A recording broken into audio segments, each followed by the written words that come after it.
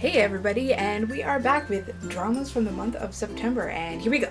First, for the month of September, we have I Remember You or Hello Monster, depending on where you look, they renamed it. It basically centers around cops who hunt down serial killers and solve crimes, and there's one guy in particular who's super smart and kind of dry, and it's almost like House but with police. Now I watched this drama for Seolinguk, and because I saw a preview at the end of another drama I saw, and I'm like, oh, that looks pretty good. So I figured I'd check it out. Otherwise, I don't think I ever would have known it existed. I Remember You was very interesting, and there was some humor in there, and it was done very well because it was kind of out of place, which made it even more entertaining. One of the things I liked about it so much is that the main character, the good guy, his mind worked like a bad guy. Kind of like Criminal Minds. You have to know the perpetrator to catch the perpetrator. So he was very... I like characters who are a bit meaner. I don't know why, I just like meaner characters. Maybe not necessarily mean, but very like brutally honest characters. There were some flashbacks, which I typically don't like. I feel like they slow the story down, but these flashbacks were done very well. They provided a lot of context for the present time, and they moved along. They didn't drag, they just went they just pushed you along. And there was something, like, I don't want to ruin it, but there was something in there that it was totally a twist when you got to the truth about it. You didn't even see it coming. It was done super well. Overall, it was a good drama. It was balanced very well. Dio was in it if you like him. I like the second male lead as well. Everybody did a phenomenal job. I really liked the drama. One thing though is that the ending was a little bit shaky. It was like there was no climax to the drama. There was no, where everything mounts up to this one moment and then it just, goes downhill at the end. I don't really think that happened in this drama. The ending was very anticlimactic.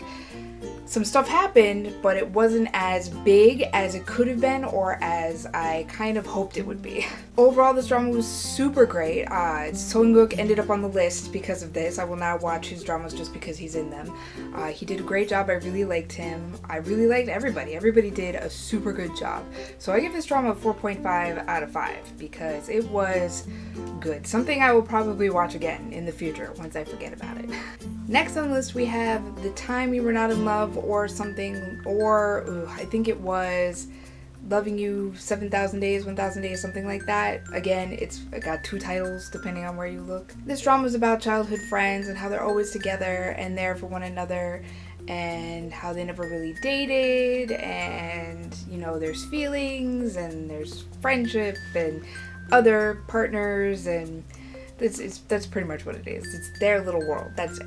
So this drama had that actress from Secret Garden in King Two Hearts, if you've seen that. I really like her. She's good. She's a good actress. I like watching her in dramas. The male lead, however, I didn't really care for him. I think he was in I Need Romance 2, whatever the second one is. I know it's not I Need Romance 2. I think it's I Need Romance 2000.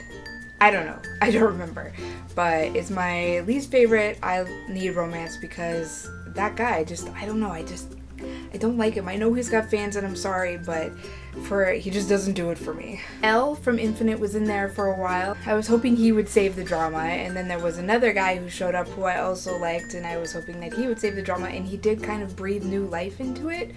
But other than that, this drama, I really didn't care for it. It was very slow and nothing moved, and even between the two friends, their relationship didn't do much either. They were friends, and then they were angry, and then they were friends again, and then there was some complication, but they were friends, so there was no anxiousness. Like, my heart didn't skip any beats. There were no feels involved in this drama whatsoever. In fact, the last few episodes, I played them, but I didn't really watch them. I wasn't engaged. I was on my phone and doing other stuff, and I didn't even miss anything. I tell you, this drama goes nowhere the entire time. So coming off of I Remember You, which got a great rating, we dropped down into The Time We Were Not in Love, which I gave a 1.5 out of 5 because it was really boring. I have a midline for dramas, and it didn't even meet that. This drama was skippable.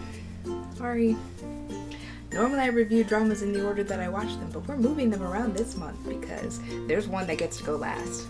Next we're going to cover High Society. High Society is about a girl who's in the upper class societal bracket and she does not like it there. I don't blame her. I've seen a lot of dramas where that particular class is not so nice. And a guy who's in, I wouldn't say it's the lowest bracket, but in a lower, midline type bracket, and he wants nothing more than to be higher. He just wants money.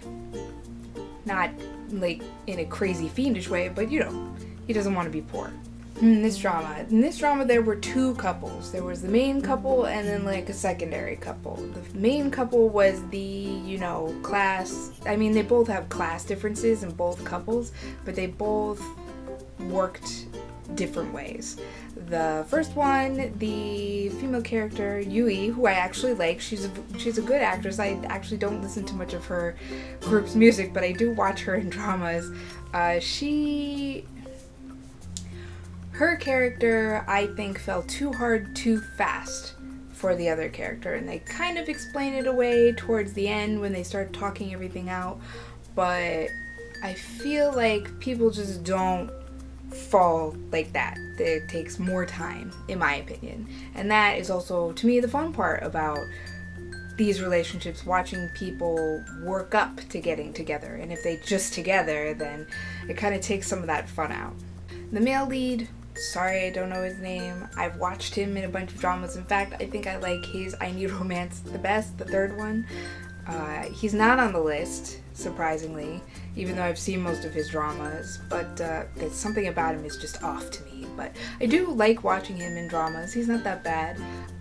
His character, I feel like it didn't reach the potential it could have. His character could have done a lot more, and their relationship was actually kind of boring until the big upset.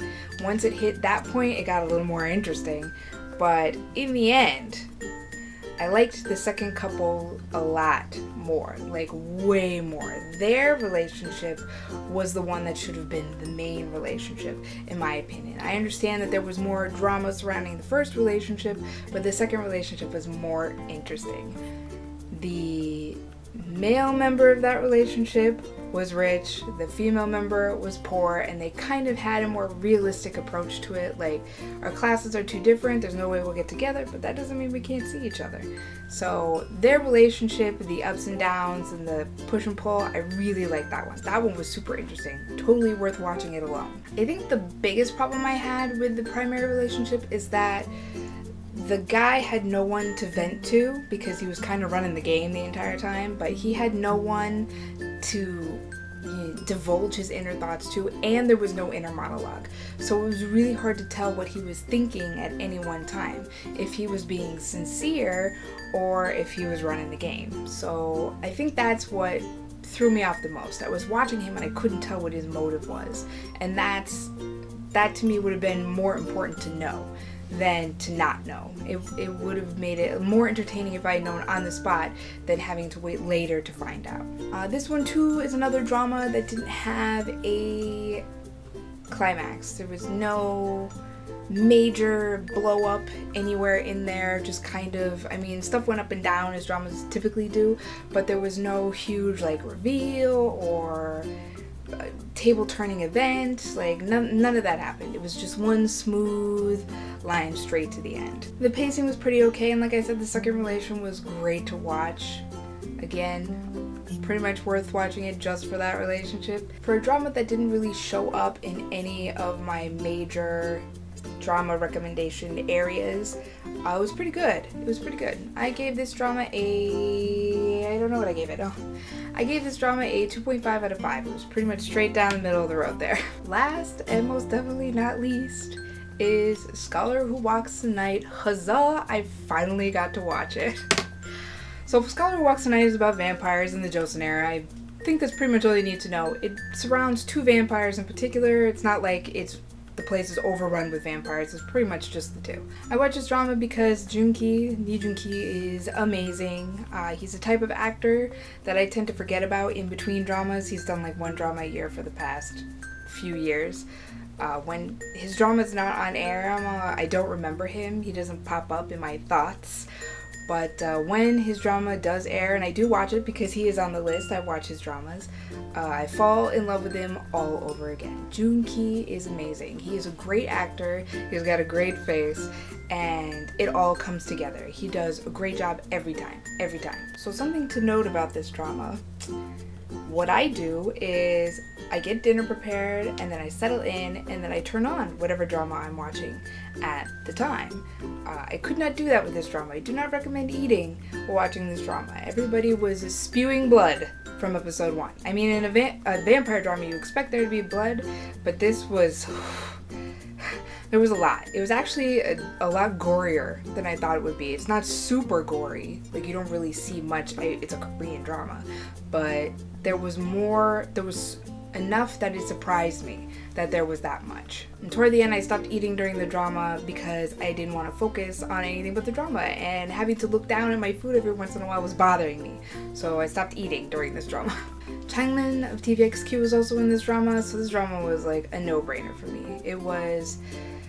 I had high hopes for this drama, huge expectations, and I am so grateful that not only were they met, they were exceeded. This is probably my drama of the year. I am gushing about it because I loved this drama. The plot was great, the situations were awesome, the pacing was steady, it didn't stagnate at all. It was always interesting, always. I mean, I was late to work because of this drama. I lost sleep because of this drama. I could not find a spot to pause so that I could go, on with my life. I feel like for this drama, the moons aligned. Everything fell into place perfectly. All of the actors did a super great job, and they all worked together just so well. If you had cast anybody else differently, I don't think it would have been as good as it was. And again, the writing was great, the situations kept moving. It was the vampire drama that I have been waiting for. It was that good. I was concerned because the drama was originally 16 episodes and that they extended it to 20, that the last 4 episodes would drop in quality a bit, but they didn't. You couldn't tell at all that they just tacked on extra dramas because it moved so fluidly and seemed so organic. When you get to the end, you are baffled by how far you've come since the beginning. So many things happen throughout the drama that from beginning to end you're just, whoa, what a journey we just went on. Oh man. When this drama ended, I did cry a little, not because the ending was sad, but because it was over. I did not want to watch the last episode because I didn't want it to be over. I was in complete denial up until the end, and now I'm still not entirely over it. I watched a whole drama since then, and I'm still thinking about that drama. That's how great it was. I will definitely end up rewatching it, definitely. This drama, I don't think I even need to tell you, it seems pretty much like a given now, but it got a 5 out of 5. This drama is amazing, and Joon-ki helped make it that way, so I definitely recommend that you check out some of his other dramas. He tends to stick to Joseon dramas because I think he likes the fighter ones. He likes to be a fighter, and a lot of that happens in the Joseon era, but if you haven't seen Wrong in the Magistrate, it's one of my favorites. Go see that one. A little plug there. Oh man, this drama had everything I love about dramas. It had, supernatural powers and a girl dressed as a guy, and it was perfect. Everything about it was great. Joon-ki, he's got the perfect face for crazy, by the way. He had a few scenes where he had to act like he was mad, and he did a super job. I would have thought he were actually crazy. But that's enough of me gushing about Scholar Who Walks the Night. If you watch any drama at all ever in existence, I definitely recommend that one. And those were the dramas I had for the month of September, because we're now in October. I'm already watching King High School, which is another drama that went under my radar, but it's Seongguk, so there's that at least. I feel super bad for whatever dramas I watch now because I feel like they're all going to pale in comparison to that one particular drama that I mentioned not too long ago. But who knows? The year still has some life left to it. We'll see what it has to offer. Thank you for watching. If you want to see last month's reviews, you can click somewhere. Probably over here. Thanks again for watching. I will see you guys next month. Bye. It's not a dewy glow, it's sweat.